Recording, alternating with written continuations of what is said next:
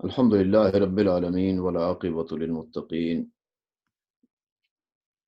والصلاة والسلام علی رسول الکریم سیدنا و نبینا محمد وعلی آلہ واصحابہ اجمعین وبعد۔ اعوذ باللہ من الشیطان الرجیم، بسم اللہ الرحمن الرحیم۔ وَلَقَدْ آتَيْنَا مُوسَى الْكِتَابَ وَجَعَلْنَا مَعَهُ أَخَاهُ هَارُونَ وَزِيرًا فَقُلْنَا اذْهَبَا إِلَى الْقَوْمِ الَّذِينَ كَذَّبُوا بِآيَاتِنَا فَدَمَّرْنَاهُمْ تَدْمِيرًا وَقَوْمَ نُوحٍ لَمَّا كَذَّبَ الرُّسُلَ أَغْرَقْنَاهُمْ وَجَعَلْنَاهُمْ لِلنَّاسِ آيَةً وَأَعْتَدْنَا لِلظَّالِمِينَ عَذَابًا أَلِيمًا وَعَادًا وَثَمُودَ وَأَصْحَابَ الرَّسِّ وَقُرُونًا بَيْنَ ذَلِكَ كَثِيرًا وَكُلًّا ضَرَبْنَا لَهُ الْأَمْثَالَ وَكُلًّا تَبَّرْنَا تَتْبِيرًا وَلَقَدْ أَتَوْا عَلَى الْقَرْيَةِ الَّتِي أُمْطِرَتْ مَطَرَ السَّوْءِ أَفَلَمْ يَكُونُوا يَرَوْنَهَا بَلْ كَانُوا لَا يَرْجُونَ نُشُورًا وَإِذَا رَأَوْكَ إِن يَتَّخِذُونَكَ إِلَّا هُزُوًا أَهَذَا الَّذِي بَعَثَ اللَّهُ رَسُولًا إلى آخر الآیات۔ برادران محترم، ہم نے پچھلے رکوع میں سورہ فرقان کے جو 19ویں پارے سے شروع ہوتا ہے، نبی اکرم صلی اللہ علیہ وسلم آپ کی دعوت اور قرآن پہ اعتراضات اور ان کے جوابات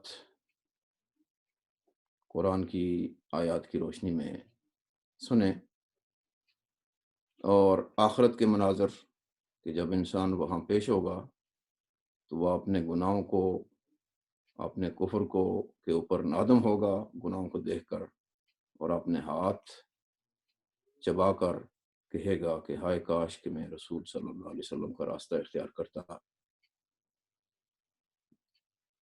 یا لیتنی لم اتخذ فلانا خلیلا، ہائے کاش کہ میں کسی کو فلاں صاحب کو دوست نہ بناتا، اس دوست نے مجھے نصیحت آنے کے بعد گمراہ کر دیا، اور شیطان جو ہے وہ دغا دینے والا ہے وقت پر۔ اور پھر آخرت کا منظر بیان ہوا، اور پھر رسول اللہ صلی اللہ علیہ وسلم کا کے اوپر کیے گئے اعتراضات کا جوابات۔ آج کی جو آیات بیان ہو رہی ہیں ان میں سابقہ نافرمان اقوام کی تاریخ کی طرف کچھ جھلکیاں ہیں۔ سب سے پہلے حضرت موسیٰ علیہ السلام کا ذکر ہے، پھر حضرت نوح علیہ السلام کا ذکر ہے، پھر قوم عاد و ثمود اور اصحاب الرس اور دوسری قوموں کا اور قوم لوط کا، کہ یہ وہ لوگ تھے جن کی طرف ہم نے پیغمبروں کو بھیجا۔ ان کے پاس وقت تھا کہ یہ نبی پر ایمان لا کر، نبی کی دعوت کو قبول کر کے اپنی دنیا اور آخرت کی کامیابیوں کو حاصل کر سکتے تھے، لیکن انہوں نے نافرمانی کی تو تباہی سے دوچار ہوئے۔ آج محمد رسول اللہ صلی اللہ علیہ وسلم مکہ مکرمہ میں بیٹھے ہیں اور لوگوں کو تعلیم دے رہے ہیں، اور اللہ کی توحید کا بلا رہے ہیں، لیکن یہ بھی وہی رویہ اختیار کیے ہوئے ہیں جو پہلی اقوام نے کیا تھا۔ قرآن سابقہ اقوام کی تاریخ بیان کر کے یہ بتلا رہا ہے کہ اگر تم نے بھی وہی روش اور وہی رویہ اختیار کیا تو پھر تمہارے ساتھ بھی وہی ہوگا، اس لیے تمہیں ڈرنا چاہیے۔ اور اس غلط رویے کے نتیجے میں آخرت کی جو ابدئی، آخرت کی ندامت اور پریشانی اٹھانی پڑے گی اور وہاں سزا کو بھگتنا پڑے گا۔ چنانچہ سب سے پہلے حضرت موسیٰ علیہ السلام کا ذکر ہے۔ اس میں تسلی بھی ہے رسول اللہ صلی اللہ علیہ وسلم کے لیے، مسلمانوں کے لیے، صحابہ کرام کے لیے، کہ آپ لوگ کامیاب ہیں، آپ وہ کام کر رہے ہیں جو اللہ نے آپ کی ذمہ داری لگائی ہے، لیکن خطرے میں وہ لوگ ہیں جو ابھی تک اس دعوت سے دور ہیں، اس دعوت کو قبول نہیں کر رہے ہیں۔ لہذا آپ مخالفت کی پرواہ نہ کریں۔ کتنا ہی بڑا کوئی آدمی ہے، اگر وہ غلط راستے پر ہے، آپ کی مخالفت کرتا ہے، تو اس کی پرواہ نہ کریں۔ آپ حق پر ہیں، خواہ آپ تھوڑے ہی کیوں نہ ہوں۔ اور مثالیں دی ہیں۔ پہلی مثال وَلَقَدْ آتَيْنَا مُوسَى الْكِتَابَ، ہم نے موسیٰ علیہ السلام کو کتاب دی، جس طرح محمد رسول اللہ صلی اللہ علیہ وسلم کو کتاب دی۔ وَجَعَلْنَا مَعَهُ أَخَاهُ هَارُونَ وَزِيرًا، اور ہم نے موسیٰ علیہ السلام کے ساتھ اس کا بھائی ہارون علیہ السلام کو وزیر بنایا، وہ ان کا ہیلپر، ان کی مدد کرتے تھے حضرت ہارون علیہ السلام۔ تو موسیٰ علیہ السلام کو کتاب سے کیا معنی ہے؟ کتاب تو موسیٰ علیہ السلام کو مصر سے نکلنے کے بعد ملی ہے، تو یہاں موسیٰ علیہ السلام، مولانا مودودی نے علیہ رحمہ نے لکھا ہے کہ یہاں کتاب سے مراد وہ احکامات ہیں، وہ تعلیمات ہیں جو اللہ سبحانہ و تعالیٰ نے فرعون کے سامنے دلائل کی صورت میں حضرت موسیٰ علیہ السلام کو دی تھی، اور مختلف معجزات ہیں جو موسیٰ علیہ السلام نے مصر سے نکلنے سے پہلے لوگوں کے سامنے اور فرعون کے سامنے پیش کی۔ اور فرمایا فَقُلْ نَذْهَبَا، ہم نے دونوں کو کہا، موسیٰ اور ہارون کو، جاؤ إِلَى الْقَوْمِ الَّذِينَ كَذَّبُوا بِآيَاتِنَا، ان لوگوں کی طرف جنہوں نے ہماری آیات کو جھٹلایا۔ فَدَمَّرْنَاهُمْ تَدْمِيرًا، آخر موسیٰ علیہ السلام جب گئے، دعوت دی، اور یہ دعوت موسیٰ علیہ السلام کے نمونے مختلف قرآن کی صورتوں کے اندر بیان ہوئے ہیں، کہیں مختصراً اشارات ہیں اور کہیں تفصیلاً ہیں، جیسے کہ سورہ ہود میں، سورہ شعراء میں، سورہ الاعراف میں۔ اور یہاں پہ ایک مختصر سا اشارہ جو ہے وہ 2 آیات میں فرمایا کہ انہوں نے نہ مانا، آخر کیا ہوا؟ ہم نے ان کو بالکل ہی پامال کر دیا، ختم کر دیا۔ موسیٰ علیہ السلام اپنی قوم کو لے کر پار چڑھ گئے، پانی سے بچ گئے، راستے بن گئے، لیکن فرعون نے جب دیکھا کہ راستے بنے ہوئے ہیں تو وہ بھی گیا اپنی فوجوں کے ساتھ، تو اللہ سبحانہ و تعالیٰ نے اس کو غرق کر دیا۔ کتنا بڑا آدمی تھا کہ خدائی کا دعویٰ کیا ہوا تھا اور فخر کرتا تھا کہ دیکھو یہ میرے محلات ہیں، یہ میرے محلات کے نیچے نہریں بہ رہی ہیں، اور یہ موسیٰ تو بات بھی نہیں کر سکتا، یہ اس کے پاس تو مال و دولت بھی نہیں ہے۔ وہی اعتراضات جو محمد رسول اللہ صلی اللہ علیہ وسلم پر لوگوں نے اس وقت کی۔ تو آخر وہ ختم ہو گیا، اور موسیٰ علیہ السلام اور آپ کے اوپر ایمان لانے والے ساتھی صحابہ کامیاب ہو گئے اور اللہ نے بچا لیا۔ اور آج بھی موسیٰ علیہ السلام کا نام زندہ ہے، قرآن میں پڑھا جاتا ہے، ان کی دعوت کا ذکر ہوتا ہے۔ اس کے بعد دوسرا نمونہ ہے جی وقوم نوح، اور نوح علیہ السلام کی قوم نے بھی کذبوا الرسل، رسولوں کو جھٹلایا۔ اب یہاں قوم نوح کی طرف تو حضرت نوح علیہ السلام رسول بن کے آئے، رسول بنا کے بھیجے گئے ہیں، خود تو نہیں بنے، لیکن یہاں رسول کا لفظ آیا ہے کہ قوم نوح نے رسولوں کو جھٹلایا۔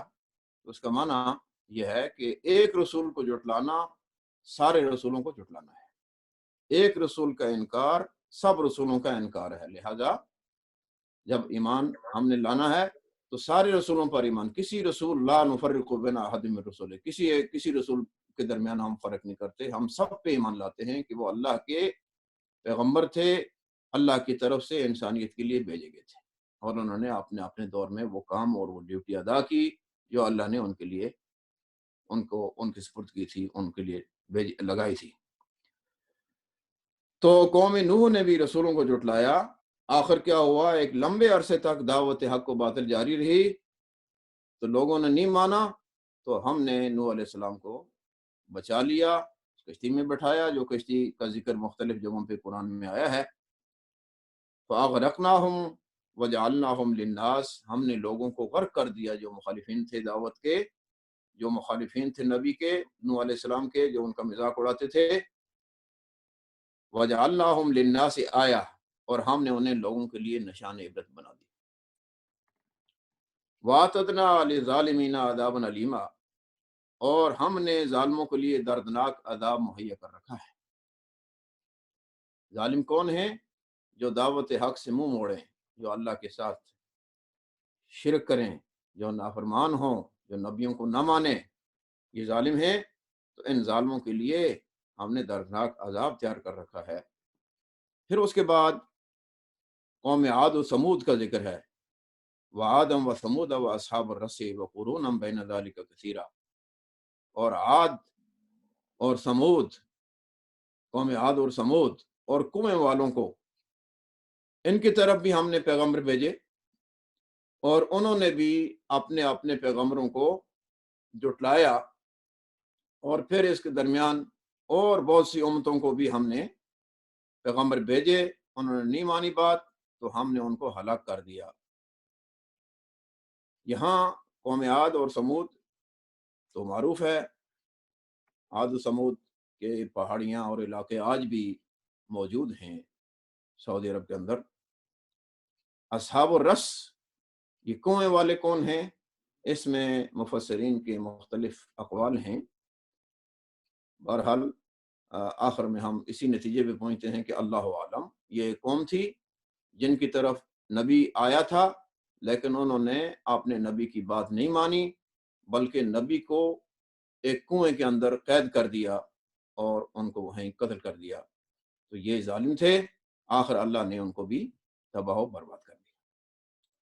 وَكُلًّا ضَرَبْنَا لَهُ الْأَمْثَالَ وَكُلًّا تَبَّرْنَا تَتْبِيرًا، ہم نے ان کے سامنے مثالیں بیان کی، اور ہر ایک کو پھر جب انہوں نے ہماری باتیں نہیں مانی، تو پھر ہر ایک کو بالکل تباہ و برباد کر دی۔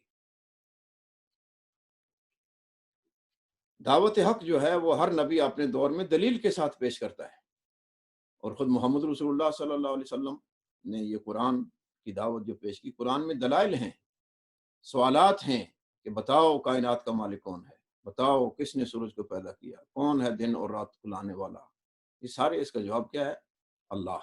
لیکن پھر وہ اللہ کو مانتے ہوئے بھی اللہ کے ساتھ دوسروں کو شریک کرتے، شرک کرتے، اور وہ کرتے جو ان کا جی چاہتا۔ وَلَقَدْ أَتَوْا عَلَى الْقَرْيَةِ الَّتِي أُمْطِرَتْ مَطَرَ السَّوْءِ، ایک اور قوم کا ذکر ہے، قوم لوط کا، کہ یہ لوگ مکہ والے اس بستی کے پاس بھی آتے جاتے ہیں۔ یہ علاقہ جب مکہ والے شام اور فلسطین کا سفر کرتے ہیں تو اس علاقے سے گزر کر جاتے ہیں، جس علاقے میں قوم لوط کو تباہ کیا گیا۔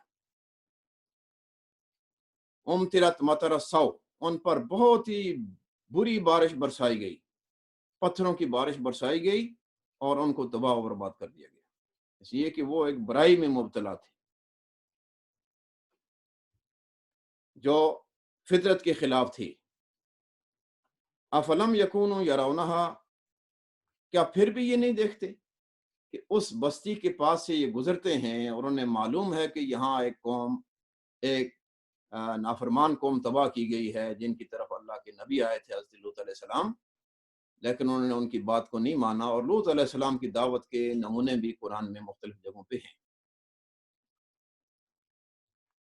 آخر اللہ سبحانہ و تعالیٰ نے پتھروں کی بارش کر کے اس قوم کو تباہ کر دیا، اور یہ مکہ والے گزرتے ہوئے وہاں سے گزر جاتے ہیں، کوئی عبرت نہیں حاصل کرتے، بلکہ وہاں سے گزرتے ہیں تو ہنستے ہوئے اور سیرگاہ کے طور پر، جبکہ نبی صلی اللہ علیہ وسلم نے فرمایا کہ یہ قوم عاد و سمود جہاں سے ایک دفعہ تبوک کی طرف جا رہے تھے تو راستے میں فرمایا یہاں سے گزرو تو روتے ہوئے گزرو، یہاں ٹھہرو ہی نہیں، اس لیے کہ یہ جگہیں وہ ہیں جہاں پہ قوموں کو تباہ کیا گیا ہے۔ یہ کوئی سیرگاہ اور تفریح کے لیے چیزیں نہیں ہیں، تو قرآن کو پڑھتے ہوئے یہ تاریخی واقعات جب آتے ہیں تو ان سے عبرت حاصل کرنا چاہیے، ڈرنا چاہیے، اپنی اصلاح کرنی چاہیے، توبہ اور استغفار کرنی چاہیے۔ تو یہ مذمت کی جا رہی ہے ان کفار کی، مکہ والوں کی، جو وہاں سے گزرتے تھے اور عبرت حاصل نہیں کرتے تھے۔ کیا یہ پھر بھی نہیں دیکھتے انہیں اس کو؟ بلکارون لا یرجون نشورا، حقیقت یہ ہے کہ انہیں دوبارہ اٹھنے کی امید نہیں ہے۔ تو جب دوبارہ اٹھنے کی، یعنی مر کر دوبارہ اٹھنے کی امید ہی نہ ہو، قیامت پر ایمان ہی نہ ہو، تو پھر انسان جو ہے وہ بے لگام ہو جاتا ہے۔ پھر وہ چاہتا ہے جو اس کا جی چاہے، پھر وہ اپنے نفس اور خواہشات کی پیروی کرتا ہے، اور یہ بہت بری چیز ہے کہ انسان اپنے آپ سے غافل ہو جائے۔ اور فرمایا وَإِذَا رَأَوْكَ إِن يَتَّخِذُونَكَ إِلَّا هُزُوًا، یہ آخرت سے منکرین ہیں، کوئی خوف آخرت نہیں ہے، یہ کہتے ہیں بس یہ دنیا ہی ہے ہماری، نحیا نموت و نحیا، بس زندہ رہتے ہیں اور مرتے ہیں، اور آخرت واخرت کوئی نہیں ہے۔ یہ تو بات ہماری سمجھ میں نہیں آتی۔ من یحیی العظام وہی رمیم، کون ہے ان ہڈیوں کو زندہ کرنے والا جب کہ یہ بوسیدہ ہو گئی ہیں؟ تو اللہ نے جگہ جگہ اس کا جواب قرآن میں آخرت کا جو ہے دلائل کے ساتھ دیا ہے کہ آخرت جو ہے اس کا ہونا یقینی ہے، اور آخرت نہ ہو تو پھر تو یہ نظام جو ہے اس کا مقصد ہی فوت ہو جاتا ہے۔ تو بہرحال ان یتخذونک الا ہزوا، یہ اس وجہ سے کہ آخرت سے غافل ہیں، آپ کا ٹھٹھا اور مذاق وہ بناتے ہیں، جب آپ کو دیکھتے ہیں کہتے ہیں احد الذی بعث اللہ رسولا، کیا یہی ہے وہ شخص جس کو اللہ نے رسول بنا کر بھیجا؟ تو یہ ظالم جو ہیں اللہ سبحانہ و تعالی کے نافرمان ہیں، آخرت سے غافل ہیں، اور سورہ انبیاء میں فرمایا احد الذی یذکر آلہتکم، یہی ہے وہ شخص جو تمہارے معبودوں کا ذکر کرتا ہے کہ یہ تمہارے معبود جو ہیں تمہیں کوئی فائدہ، یہ پتھر کے بت جو ہیں نہیں دے سکتے، اصل نفع اور نقصان کا مالک اللہ ہے، کائنات کا خالق۔ تو یہاں کیا فرمایا؟ یہ آپ کا ٹھٹھا اور مذاق کرتے ہیں، اور آگے کیا کہتے ہیں؟ ان کاد لیضلنا عن آلہتنا لولا ان صبرنا علیہا، یہ کہتے ہیں کہ قریب تھا کہ یہ ہمیں گمراہ کر دیتا ہمارے معبودوں سے، اگر ہم ان پر جمع نہ رہتے، صبر نہ کرتے، اپنے باپ دادا کے طریقوں پہ ڈٹے نہ رہتے۔ تو اللہ نے فرمایا کہ سوف یعلمون وسوف یعلمون حین یرون العذاب من اضل سبیلا، انہیں عنقریب پتہ چل جائے گا، معلوم ہو جائے گا جب وہ عذابوں کو دیکھیں گے کہ گمراہ، پوری طرح گمراہ سیدھے راستے سے کون تھا۔ من اضل سبیلا، یہ نبی کو سیدھے راستے سے ہٹا ہوا کہتے ہیں، لیکن جب یہ عذاب کو دیکھیں گے آخرت میں تو پھر انہیں پتہ چل جائے گا کہ گمراہ کون تھا۔ ارأیت من اتخذ الہہ ہوا، فرمایا کہ یہ ساری یہ حرکتیں اس لیے کر رہے ہیں کہ یہ اپنے خواہشات کے بندے ہیں۔ کیا آپ نے اس کو بھی دیکھا ہے جس نے اپنے نفس کی خواہش کو معبود بنائے ہوا ہے؟ وہ شخص جو اپنے خواہش کو معبود بنا لے تو وہ تو اس سے بڑا گمراہ تو کوئی بھی نہیں ہے۔ افانت تکون علیہ وکیلا، کیا آپ اس کے ذمہ دار ہو سکتے ہیں جس نے اپنی خواہشات کو اپنا الہ اور معبود بنا لیا ہے؟ ام تحسب ان اکثرهم یسمعون او یعقلون، کیا آپ اسی خیال میں ہیں کہ ان میں سے اکثر لوگ سنتے اور سمجھتے ہیں؟ بظاہر تو یہ انسان نظر آتے ہیں، دیکھتے بھی ہیں، کان بھی ہیں، بولتے بھی ہیں، عقل بھی رکھتے ہیں، اور بظاہر لگتے ہیں۔ تو یہاں اللہ کے نبی صلی اللہ علیہ وسلم اللہ نے سوالی انداز سے پوچھا، کیا آپ اے نبی صلی اللہ علیہ وسلم خیال کرتے ہیں کہ یہ اکثر لوگ سنتے یا سمجھتے ہیں؟ فرمایا ہاں، سنتے اور سمجھتے تو ہیں، لیکن انہم الا کالانعام بل ہم اضل سبیلا، لیکن اور سننے اور سمجھنے سے کام نہیں لیتے، بلکہ یہ تو جانوروں کی طرح ہیں، یہ تو نرے جانوروں جیسے ہیں، چوپایوں جیسے ہیں، نہیں بل ہم اضل سبیلا، بلکہ ان سے بھی زیادہ بھٹکے ہوئے ہیں، چوپایوں سے بھی زیادہ بھٹکے ہوئے ہیں۔ اللہ سبحانہ و تعالیٰ نے انسان کو اعلیٰ درجہ دیا ہے اپنی مخلوق میں، وَلَقَدْ خَلَقْنَا الْإِنسَانَ فِي أَحْسَنِ تَقْوِيمٍ وَلَقَدْ كَرَّمْنَا بنی آدم، ہم نے بنی آدم کو عزت دی ہے، انسان کو اچھے انداز میں پیدا کیا ہے، لیکن جب یہ انسان اپنے مرتبے سے گر جاتا ہے، فرمایا ثُمَّ رَدَدْنَاهُ أَسْفَلَ سَافِلِينَ، پھر ہم نے اسے گھٹیا سے گھٹیا کر دیا، تمام گھٹیا مخلوق سے گھٹیا، کیونکہ اس نے اپنے مرتبے کا خیال نہیں رکھا۔ اور یہاں پہ یہ خواہشات جو ہے یہ سب سے بڑی یہ تباہی اور سب سے بڑا گمراہی کا ذریعہ ہے۔ نبی اکرم صلی اللہ علیہ وسلم کی ایک حدیث ہے، امام طبرانی نے روایت کیا ہے، ابو امامہ رضی اللہ تعالیٰ عنہ اس کے راوی ہیں کہ ما تحت ظل السماء من الہ یعبد من دون اللہ تعالی آدم عند اللہ من ہوا النفس،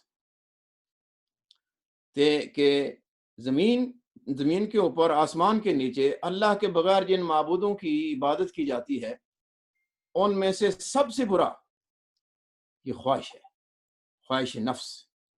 اور یہ سارے خواہشات کے بندے ہیں، معبود اللہ کے بغیر دوسروں کو جس کو چاہیں بنا لیں، اور ان کی حالت یہ تھی مشرکین عرب کی رسول اللہ صلی اللہ علیہ وسلم کے آنے سے پہلے، کہ ایک پتھر کو وہ معبود بنا لیتے، اور جب کوئی اس سے ایک اور اچھا پتھر نظر آتا تو اس پرانے کو چھوڑ دیتے، نیا معبود بنا لیتے۔ یہ ہے خواہش نفس۔ اور فرمایا کہ یہ بظاہر تو انسان نظر آتے ہیں، لیکن حقیقت میں یہ جانوروں سے بھی بدتر ہیں۔ میں یہاں چاہوں گا آخر میں کہ اس کی تشریح جو مولانا مودودی رحمۃ اللہ علیہ نے تفہیم میں کی ہے وہ کر کے اپنی بات کو ختم کروں۔ فرمایا کہ یعنی یہ بھیڑ بکریوں کو تو یہ پتہ نہیں ہے کہ ہانکنے والا کون ہے، چراگاہ کی طرف لے جا رہا ہے یا بچڑ خانے کی طرف، وہ بس آنکھیں بند کر کے ہانکنے والے کے اشاروں پر چلتی رہتی ہیں۔ اسی طرح یہ عوام الناس بھی اپنے شیطان نفس اور اپنے گمراہ کن لیڈروں کے اشاروں پر آنکھیں بند کیے چلے جا رہے ہیں، کچھ نہیں جانتے کہ وہ انہیں فلاح کی طرف ہانک رہے ہیں یا تباہی و بربادی کی طرف۔ اس حد تک تو ان کی حالت بھیڑ بکریوں کے مشابہ ہے، لیکن بھیڑ بکریوں کو خدا نے عقل و شعور سے نہیں نوازا ہے۔ وہ اگر چرواہے کی طرف جا رہی ہیں یا کسائی کے آگے جا رہی ہیں۔ البتہ حیف ہے ان انسانوں پر جو خدا سے عقل و شعور کی نعمتیں پا کر بھی اپنے آپ کو بھیڑ بکریوں کی سی غفلت اور بے شعوری میں مبتلا کر لیں۔ اس تقریر کے اصل مخاطب سامعین ہی ہیں، اگر روح سخن بظاہر نبی اکرم صلی اللہ علیہ وسلم کی طرف ہے، دراصل ان کو سنانا ان کو مقصود ہے کہ غافلو، یہ کس حال میں پڑے ہوئے ہو، کیا خدا نے تمہیں سمجھ بوجھ اس لیے دی تھی کہ دنیا میں جانوروں کی طرح زندگی بسر کرو؟ تو میرے محترم بھائیوں، قرآن ہمیں اٹھانے کے لیے آیا ہے۔ قرآن اللہ کی وہ بڑی نعمت ہے جو ہماری رہنمائی کرتا ہے۔ قرآن جو ہے وہ کتاب حیات ہے، اس کتاب روشنی ہے۔ اللہ سبحانہ تعالیٰ سے دعا ہے کہ وہ ہمیں آج کی جو آیات پڑھی ہیں ان کو سمجھنے، عمل کرنے اور اس دعوت کو دوسروں تک پہنچانے کی توفیق عطا فرمائے۔ آخر دعوانا الحمدللہ رب العالمین۔